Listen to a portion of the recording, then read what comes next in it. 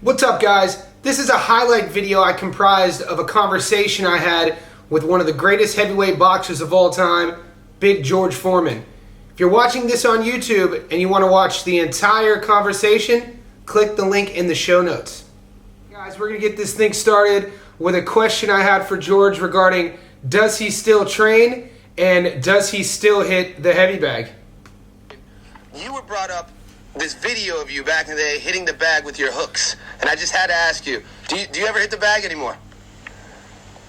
You know I do. I keep a little punching bag in my home, and for the sole purpose of burning calories now. Nothing like burning up anybody, just burning calories.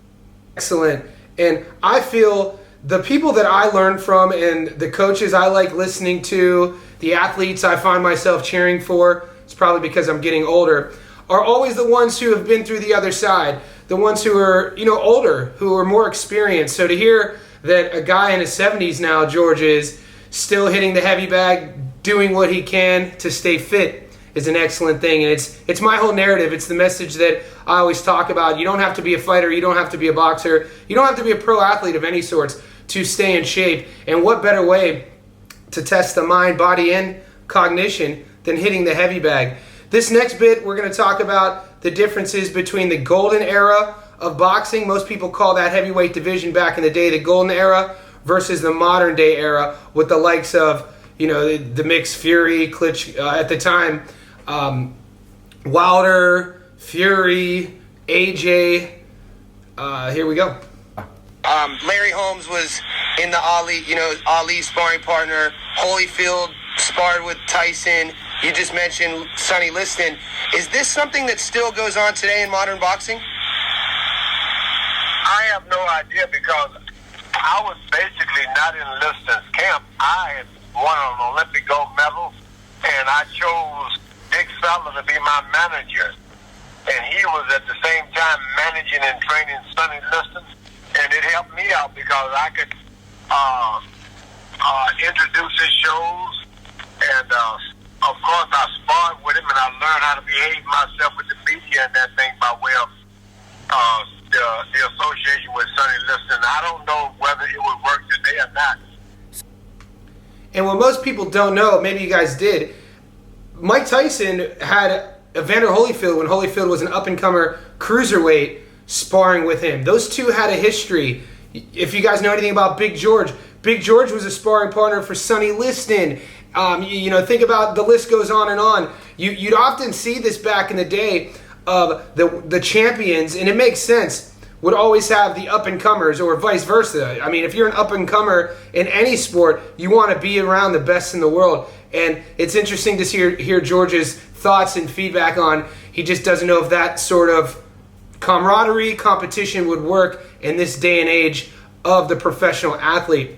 This next bit we're going to talk about, I'm going to ask George about his thoughts on being famous outside of the ring, as well as he's going to share with us a little bit of a story at the time. You guys have to remember, when George was up and coming 60s, 70s, famous in the 80s and 90s, one of the most famous comics on earth was Bill Cosby, so he's going to reference old Bill in this story.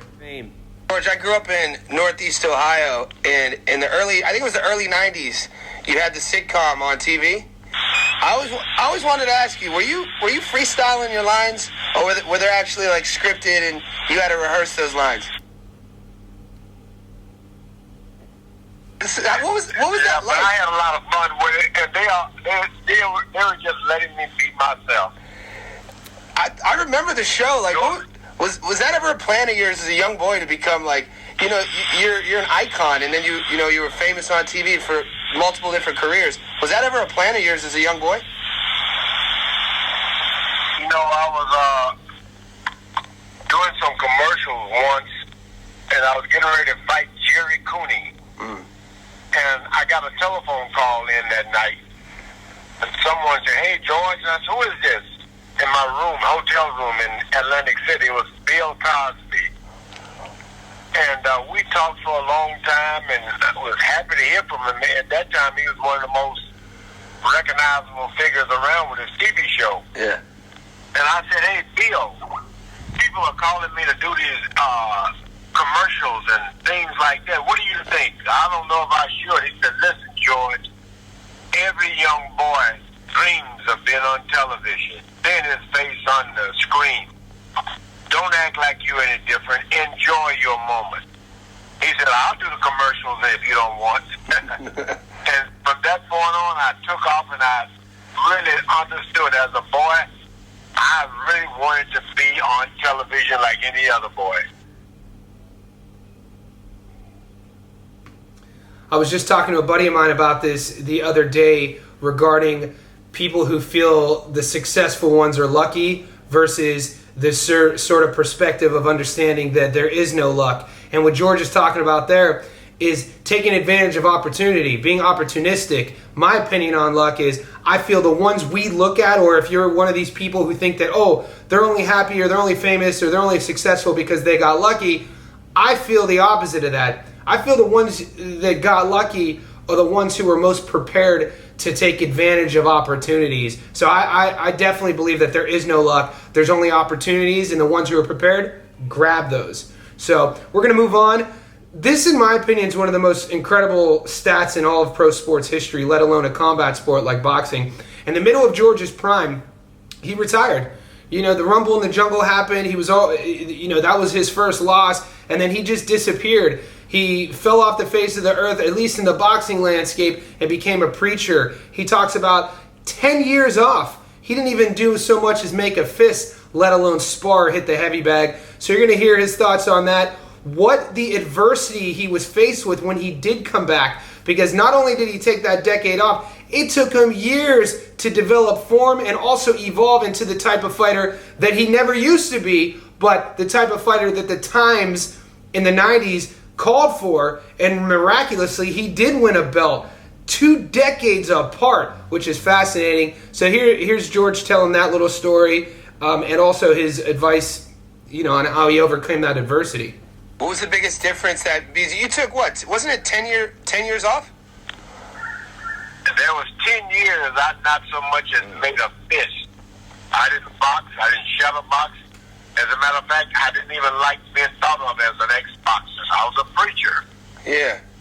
And so you mentioned the money drew you back, and you were broke. When you came back after that 10 years, what was the biggest thing that the body was a little bit older? How about your style? Did you go in there knowing that you had to change up your style?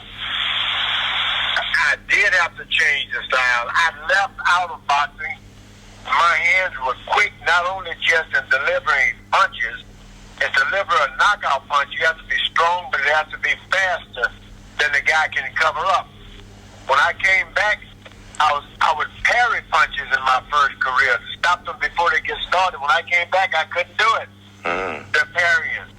And so I had to learn a new style of putting my hand in position, keep them in position so I wouldn't get hit. And that was trying to me. I had to learn to box again. And I don't know if you guys have ever broken a foot before or broken a hand, how to get it casted, and how to go through some sort of physical rehabilitation.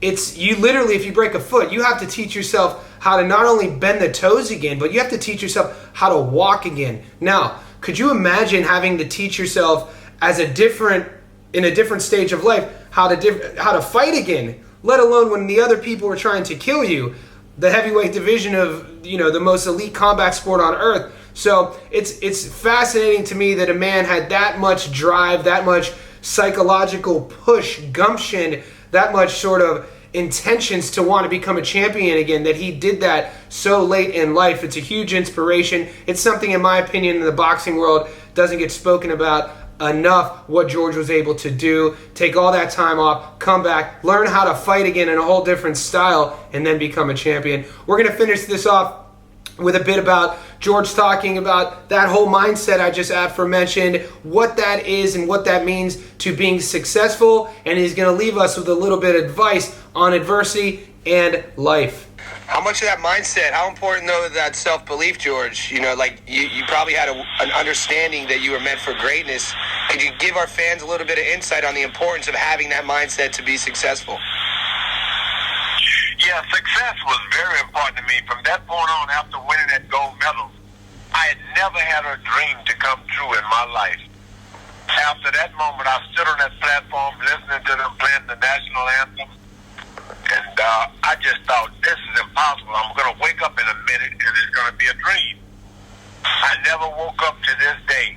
From that point on, I knew that any dream was possible. All I had to do was apply myself and sacrifice. Anything is achievable. So could you leave a little advice for people listening who maybe are struggling with some adversity right now?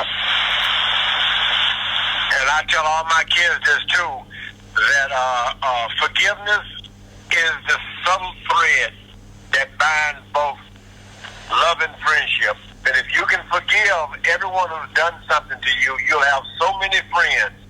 Without it, you may not end up with your mom and dad if you don't forgive.